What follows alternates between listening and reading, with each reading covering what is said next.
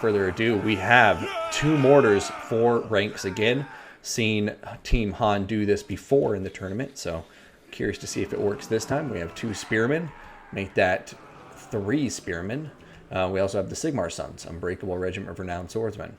For the Lizardmen, we have the Star Chamber Guardians and 2 Saurus Warriors with shields. Saurus Spears with shields.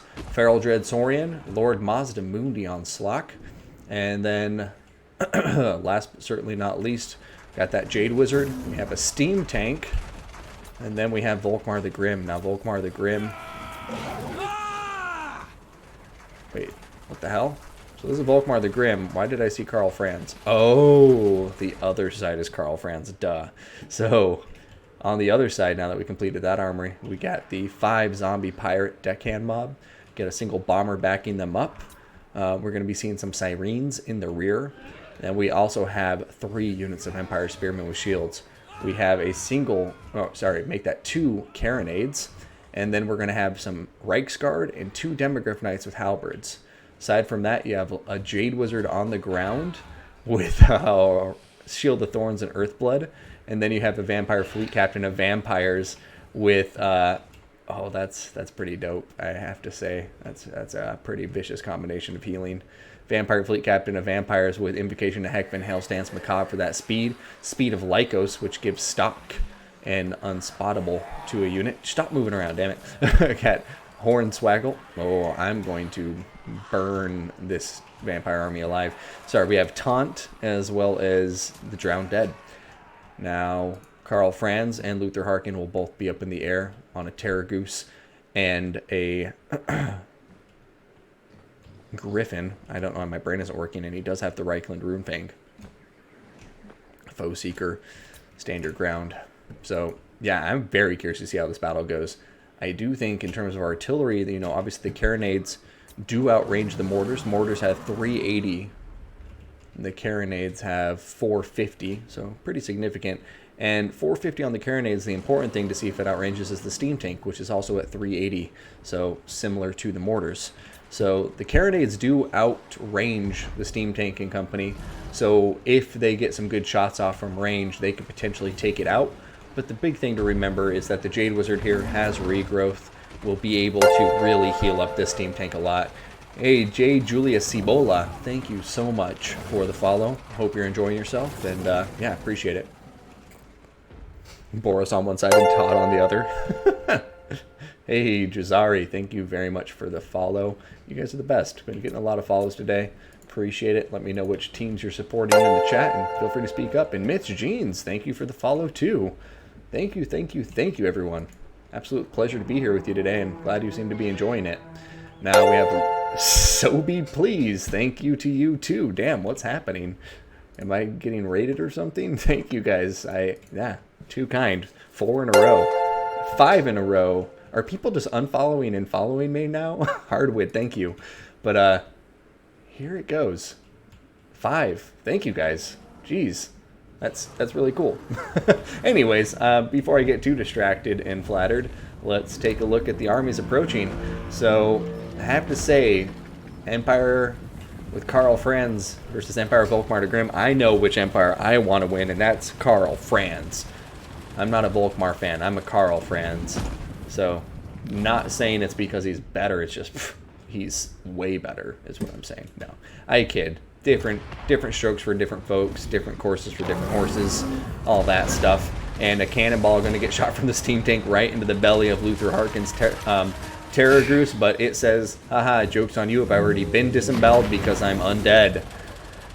Now, it looks like Luther Harkin and Karl Franz are both going to be coming over here to dish damage out to the mortars, and actually, more importantly, the Jade Wizard. And I have to say, that's a brilliant play here to Hell's Kitchen. This, like, the Empire and the Lizardmen did not bring the tools they need to deal with double Flying Lords. I mean, I'm just calling it how I see it. I mean, you have a Steam Tank here, which isn't going to do enough damage quickly enough to get them out of here. You needed some skink skirmishers, you needed some archers, a unit of handguns, something.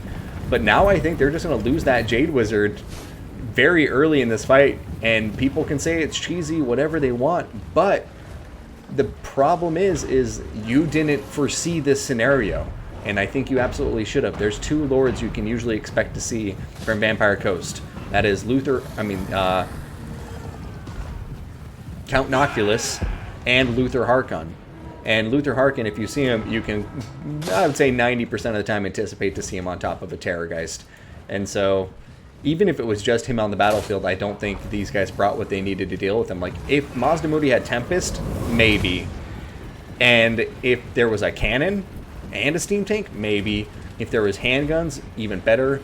Even if there was skink skirmishers or chameleon skinks, I think this would be in a better spot. But now I think we're going to see this battle start off with an extreme deficit to our red team here from named Han. Meanwhile, over here, you can see that the Vampire Coast and Empire doesn't have to do anything.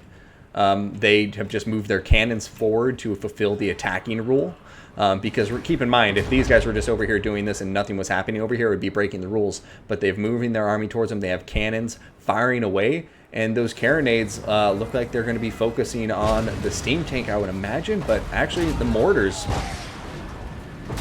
And those mortars need to get taken care of quick because, yeah, they're going to get a ton of value. But actually missing all of those shots. And these guys are relatively loose formation, but they'll take a ton of damage. But they are 100 apiece minus the, 150 apiece minus the Tide of Skilled. So, honestly, kind of a good unit to chew up those mortars rather than the spearmen. There go the cannons firing away. Luther Harkon continuing to shoot down this Jade Wizard. And I have to give a big shout out here to Han, too. What it looks like they've been doing is trying to move the Jade Wizard around the dinosaurs with the Blot of Mass. That way they can hopefully block his line of fire. So, I mean, right now it doesn't look like it's doing the best of jobs, but look, there goes the Dreadsaurian getting in front, kind of blocking for the Jade Wizard, who is now getting shot by the cannons too, and he is reaching his healing cap. I mean, I have to agree with that, though. It's the main source of magic you have on the field, and you don't want him to get killed off. But then again, Mazdamundi is here, so even if the Jade Wizard is lost with his regrowth, you know, he still has Apotheosis, so he has some healing access. But yeah, a regrowth is an expensive spell to bring on top of a Jade Wizard only having to get sniped out before the main battle lines engage. Carronades are still firing away. Checking back in on them, we will see they still have all 3 models, so 6 cannons will be firing away. And the mortars are starting to feel the pain. Oh, another breath used, but really not connecting well with the Jade Wizard. Net of a Mintok is on Mazdamundi, so one thing I also want to shout out here to our blue team, Hell's Kitchen, is they have landed a minimum amount of times. You know why? Because they don't want to make the same mistake I made in my Greenskin Lizardman battle versus Aerocrastic for the Content Creator Quarantine Tournament, which you'll see replays of it in the near future. But yeah, is that I landed, I was really far away, but he net of a Mintocked me in place and then came over and just murdered Azak very quickly. So both of these players, you can see, like right here, Karl Franz going in for a quick hit, but so far away to where it would take too long for these guys to get here before they could kill him. But there go the mortars now. They're focusing on the carronade, and holy hell, that carronade's down to 2 models. Steam tank and the mortars are all focusing on it. Invocation Mehet going down. Ooh, a nice hit on the final one. And these guys are quickly going to be running out of enough models to fire all of these things effectively. Those mortars just proving to be super, super useful here. But look at this. Like, the mortars are low on health. The Jade Wizard is almost dead. Wavering. And this is just a team that is playing to win. He isn't playing to play nice. He's playing to win. And that is it. But will Mazdamundi net him in place in time? Foe Seeker has gone down. He started running away, and there it goes. Oh no! A very fortunate glitch there, allowing Karl Franz to get back up in the air and out of harm's way. So he's just going to sit up there in the air pretty safely for now. And yeah, the Jade Wizard is gone. Very patient play here. And I just think this is kind of one of those matches where we're seeing that both sides invested pretty heavily in artillery. But due to one side here, Team Han not bringing any mid-range firepower, they're losing the game just like off the bat, because their opponents have tools they cannot deal with, and their opponents aren't dumb. They aren't diving in, making stupid mistakes. You know, because basically this army I'm looking at is like a knockout punch kind of army.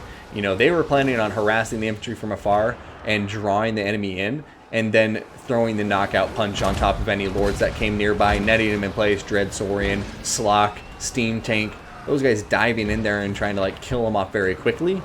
But they just completely, I think, had a blind side to the potential lord choices that the opposing team was going to bring.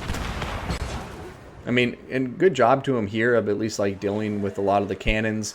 You know, they're both down to 2 models. We'll see if they can win this artillery duel, but in the end, you know,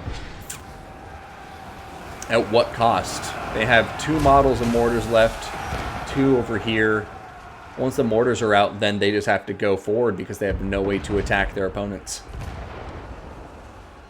But, ooh, that carronade down to 2 units. That one down to 2 artillery pieces as well. And this one is crumbling. So 1 artillery unit here. Oh man, if the mortar lands right there, I think this unit is just shattered. There goes all of the cannon models. So it's donezo. Now they're going to shift their attention to this carronade, I'd imagine. Luther Harkin is out of ammunition, so he's not going to be able to do any more free kills, but I think he's gotten enough value from his handgun for today. Yeah, he spent all of his ammo on the wizard, but I would say all of my ammo for a wizard, worth it.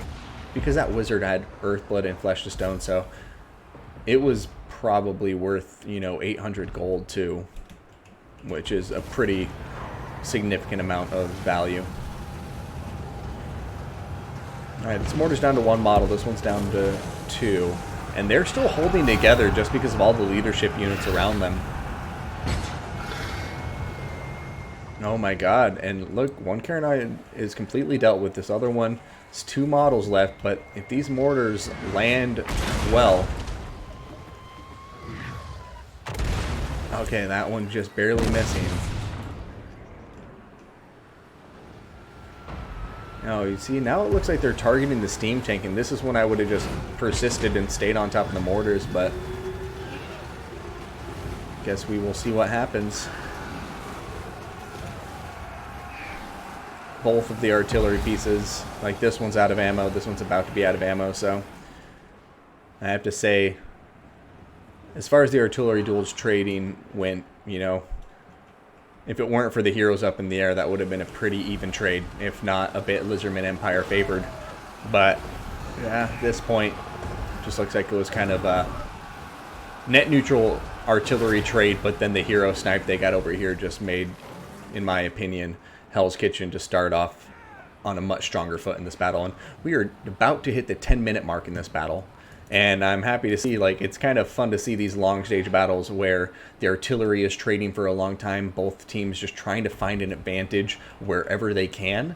And then now we're approaching the mid stage, where basically, you know, we're seeing that there's no more cannon models left on any of the crews. They're crumbling out of existence and dying. And so both sides need to actually push forward now. The steam tank has a little bit of ammunition left, but the mortars are completely out. And yeah, now that they've finished that initial phase, here comes the mid stage of the battle. And we'll see if it survives to the late stage or not. I just have a bad feeling about how combat's going to go once the, you know, once everybody's closed the gap. Especially because, look at this, guys. We have completely fresh and healthy Reichsguard and Demogryph Knights with halberds. On top of that, 2 full health lords who are great in combat, and a Jade Wizard to heal them.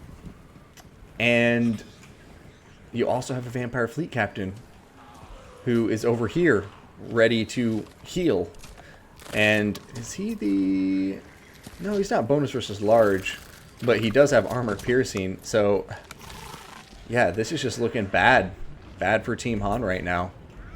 We'll see if they can do it. I mean, if they get some crazy good area of effect damage spells down and just crush the infantry, then they may be able to tank their way to victory because their infantry is far superior. I will give them that. Temple Guard is going to do magical damage, 2 spears, and a lot of Empire Spearmen in the back line. unbreakable infantry to keep the leadership together, like, they could be in a great place. And look at that, though. Ruination of Cities going down, doing a ton of damage to the zombie pirate gunnery mob with bombs. I kind of would have liked to have seen that saved until a bit later, but here comes the Grand Soulfire, and the Titus Guild are just going to be decimated by it. Oh my goodness. Net of Mintok going down on top of Luther Harkin, and in comes Mazdamundi and Slock, but the Vampire Fleet Captain has come into combat now too. And here comes Karl Franz. And this is when things are going to get really scary. Oh, he got netted in place too, though. There goes the Banishment. Demogryph Knights looking like they're narrowly avoiding it, but this unit of Demogryph Knights not so lucky and is going to be absolutely decimated by it. Oh my god. Still has 21 models, though, so the Shield of Thorns going down on top of it should be helping an Earthblood upgraded. But man, oh man, some very bad engagements initially there, I'd say, for Hell's Kitchen. And this is what I mean when I talk about a knockout punch. Did you see the damage they just did there? Without basically taking any, the Demogryph Knights went in there for a second and already down to half health, but they still have quite a few models left. And yeah, so looks like Team Han still dangerous and has plenty of cards to play at this stage of the battle. And Hell's Kitchen going to have to make sure they're playing it safe here. Alright, in the back line we have Sirens hitting Source Spears in the rear after they have been stuck in front combat with the zombie pirate gunner, deckhand mob. Karl Franz going in for a big hit on top of Volkmar the Grim, sandwiching him with Luther Harkin. And I have to say, that was a beautiful play. I just imagine if they're in some voice chat together right now, like, alright, 3, 2, 1, Alpha Strike, sandwich Volkmar. But now a Net of a Mintok going in, forcing the two heroes to separate. Luther Harkin taking a lot of damage, and he's getting double teamed right now by the Dread Saurian and Lord Mazdamundi. However, Demogryph Knights with halberds coming over here, trying to help out against the Steam Tank and Volkmar the Grim. And the fact that both of those units are, going to be unbreakable will really help a lot. Power Siphon also going down on Volkmar, decreasing his vigor. Man, Karl Franz took a huge hit there, but he just delivered two amazing hits to the Steam Tank and Volkmar the Grim right beforehand. So, I mean, yeah, just damn Karl Franz. He is such a beast. He does so much damage in these big blob fights against dinosaurs especially. So, we'll see if he can pull this off, or if he's going to be left wanting. Oh, man. Grand Soulfire going down. Dread Saurian in combat. Luther Harkin in combat. The Vampire Fleet Captain. Mazdamundi. Everybody. That's what I call madness. But there's the Feral Dread Saurian. It's starting to rout, guys. And this is it. It's all or nothing. These two teams are in a fight to the death. They're in a deathlock. I don't think there's going to be a late game. I think this battle ends here and now, guys. Which team will come out on top in this huge melee brawl in the center of the battlefield? Oh man, units routing all over the place, but the Empire Knights and Sirens doing a good job chasing off units. Gonna seeing another banishment go down right here.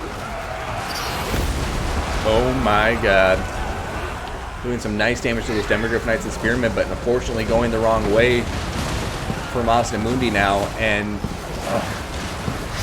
this is just looking grim.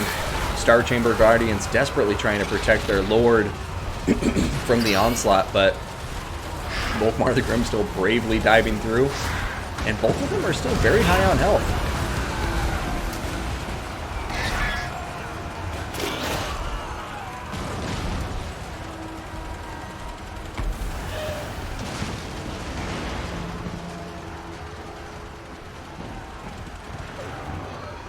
Okay, well, Luther Harkin is going to get out of there. Go up into the air.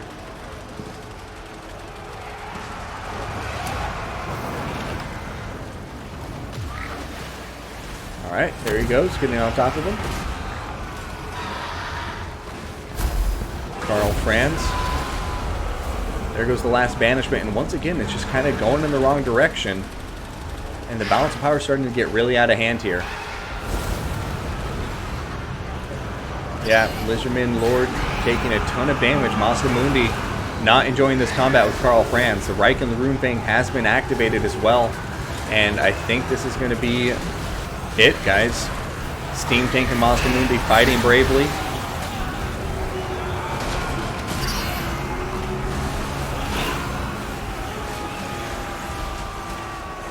This probably looks like a pixelated mess for all of you. I'm sorry. Oh, Mazda Mundi is dead and shattered. The Steam Tank will be soon to follow, and Volkmar the Grim are only hanging in here because they're unbreakable.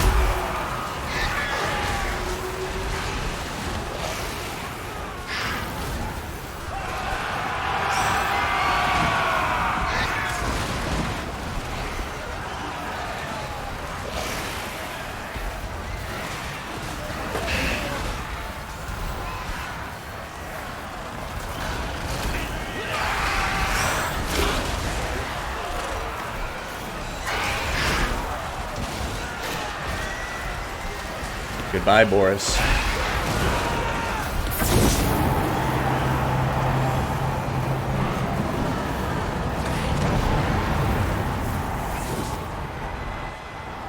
Steam Tank is down, and that's going to be it. Game over, and well played to both of these teams. That was an awesome best of 3. Hell's Kitchen gonna clinch it there. The narrow 2-1 victory, but with a very nice last battle there in terms of their units, their target selection, and just patience. And still really great kills on Volkmar, Mazda Mundi. I just like, I stand by what I said initially, is like, even a Razor-Dawn hunting pack, something with just missile units would have made this build, I think, honestly, in a much stronger position as they approach that mid-game, because the mortars were doing work.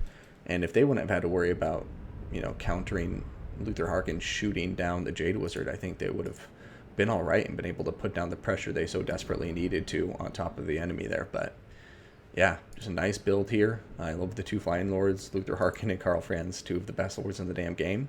And to answer your question, Asterion, no, there wasn't any rule breaks with super weapons here. There's no super weapons in either the Empire or the Vampire Coast Army. Over here, super weapon... No. Steam Tank is a super weapon, but Volkmar the Grim isn't a super weapon. Neither is Mazda Mundi. And the ROR, the Feral Dreadsaurian isn't a super weapon. Like the actual Dreadsaurian is a super weapon, I believe. I can double check that in the rules, of course, just to make sure I'm not misinforming the public. Always want to make sure of that, but I'm quite confident that is how it is. So Lizardmen, Lizardmen, Lizardmen. Alright. Oh, wait. Never mind. I think you may be right. There was 2, because it says Dreadsaurians, including Feral. Oh, no, that's not a super weapon. I lied. Yeah, so we're good. Dreadsaurians are restricted to 1, but the only super weapon in this team's army is the Steam Tank, which is legal because he has it, and then Lord Mazda Mundi. But it's split between the 2 players' armies. Yeah, and they lost anyways, but I just wanted to make sure, educate myself for future matches.